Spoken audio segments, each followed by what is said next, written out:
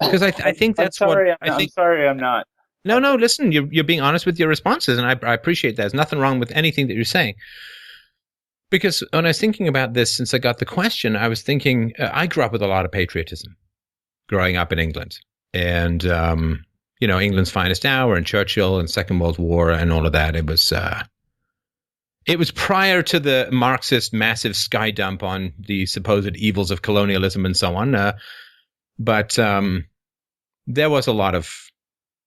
I went through a lot of patriotism.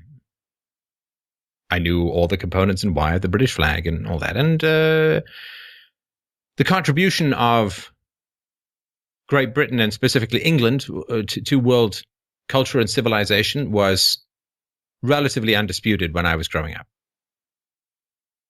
The Marxist rot had yet to set in. And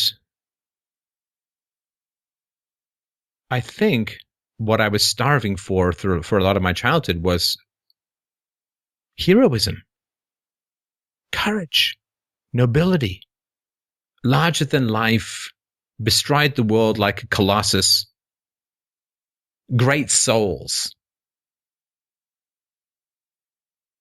And certainly, I think since the late 70s into the 80s and onwards, there has been this relentless teardown of everything and everyone. And this teardown of everything and everyone, it's called critical theory, and all it is basically a paralysis of everything that interferes with collectivism. There has been this teardown of everything that is beautiful, everything that has a potential for greatness or nobility or to inspire. Because the groups that control us want us to feel small, and in order to make us feel small and therefore worthy only of being ruled, they must take care to never expose us to anything great, to anything powerful, to anything noble, to anything inspiring. Because there are great souls buried across the world at all times and in all places, like seeds waiting for the rain. And I got a sense in reading your message, Andrew, that you, if you have a great soul, need only to see an example in order to potentially rise to full flower. For great souls to manifest themselves, they require only the implicit permission of exposure to other great souls.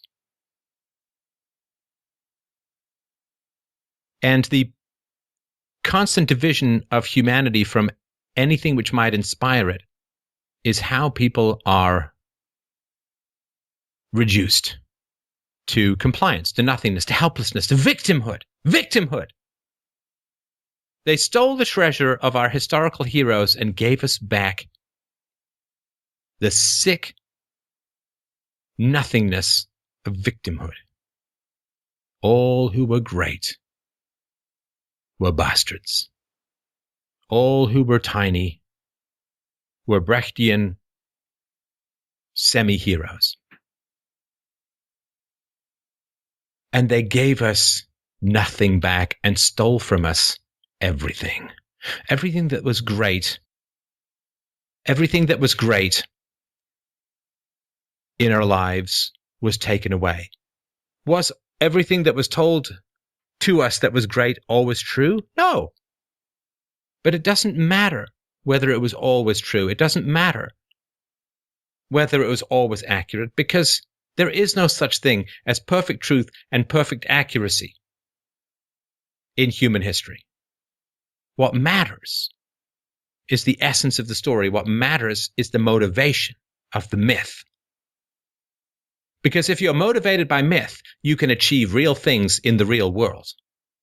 It's not like World of Warcraft where you get nothing except lost time and digital half memories.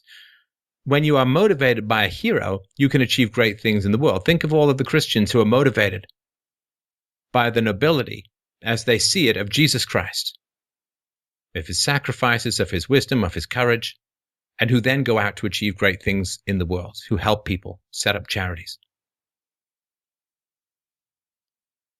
Belief in the myth of nobility creates genuine power in the present. Because when you see nobility, and it is accepted as a value, and by this I mean the Founding Fathers, by this I mean Galileo, by this I mean Churchill,